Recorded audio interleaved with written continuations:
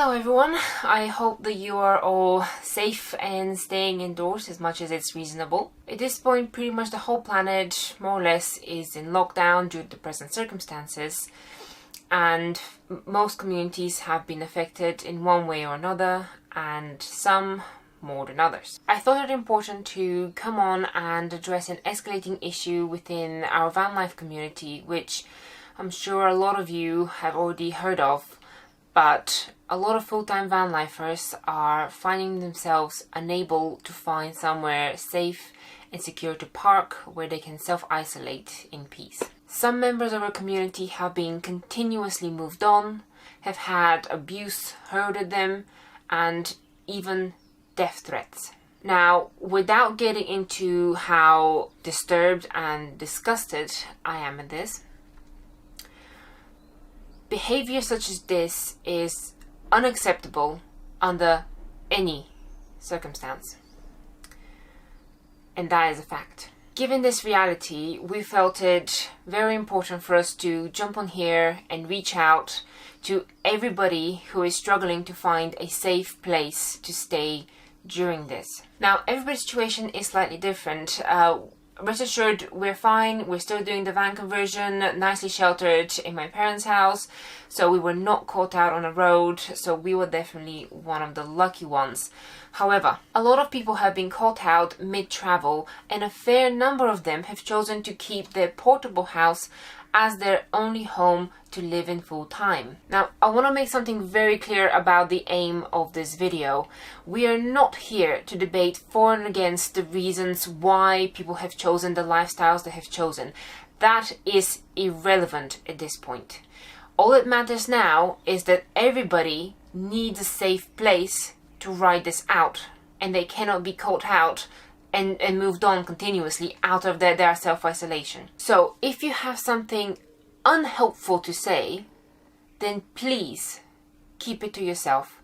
We're here trying to help real people with very much real problems right now. With campsites and facilities usually available to campers now completely shut, people who don't have a fixed address or find it unreasonable to go home due to the potential risk that will cause either themselves or other family members, those people are finding themselves in limbo and under even more stress than the rest of us who are stuck in our socially approved housing. So what we're going to do is we're going to link as many resources and documentations that we can find in order for you to be able to find a solution to your current problem. First, if you're still stuck in Europe and you're trying to get home, there are still ways to do that. However, since Sam and I have not experienced the border closures in the past few weeks firsthand, we would like to redirect you to Greg's series on how to get back into the UK. He had to cross multiple European borders only a few days ago, and he's put up a lot of useful information that could help you in this circumstance. Second, if you do have a fixed house that you can go back to without risking your family's or your friend's health, then you must go there. It is the safest place to ride this out at this moment in time. That is where you have the most stable facilities such as water and heating, and it is the easiest place to self-isolate without being disturbed. Now, I know that's not an option for a lot of us, which is why we're making this video. So if you do not have a permanent address that you can go to and no friends and family with the available driveway space, then we do recommend that you stay within the area where you're registered with your local GP. Now, this is very important because the NHS has to know the potential number of cases that can flood through their doors. And if a mini village of Vanlifers is to flood in an area unregistered, and then that community needs medical assistance, then the medical services within that region will get overwhelmed. This is the big reason why Vanlifers are discouraged to go into the Highlands at the moment, which are home to 300,000 residents, whilst they have access to under 100 ventilators. So if Vanlifers were to flood the Highlands and then get sick, well, doctors will even have to make even more difficult choices. For a better overview of the situation in Scotland, I suggest you watch someone who has either been to Scotland or is in Scotland at the moment, like Ash, Lost in Europe's latest videos. Another thing you can do is you can approach your local MP. Make it known what you need, because we all deserve to feel safe, and you should expect no less from the people you have elected to protect you. Also, it is important to recognize that fairness doesn't mean everybody gets the same, but rather that everybody gets what they need. Now, in terms of finding a secure place to park up, finding yourself private land is the best and safest option, as that would cause the least disturbance and risk to everybody. There has been a Facebook group set up where you can either offer or request help, where you can connect with people who have spare land and supplies.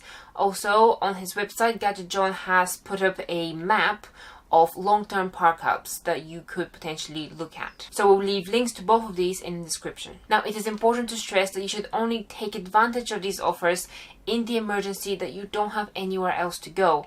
If you have a fixed address, please stay there. Another thing you can look into that can give you some peace of mind is if you can find a house sit. Now, they are rarer right now, unsurprisingly. Sites like Trusted House Sitters are still supporting the owners and the sitters, as some owners still need sitters because they've had to move away to friends and family in other areas. We have linked help request forms and multiple sites offering help and advice on this topic, so please read the description and the blog that we'll publish soon after this video, which will have a lot more information and links. And please remember that this video is here to help the people who need it. We know that we all have our various opinions on how the situation has been handled.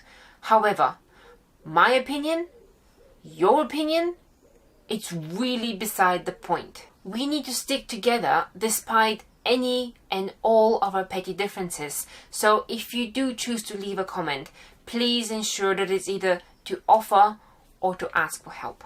And finally, I would like to address all of our inner dark sides, and especially those who have already let the worst of themselves show.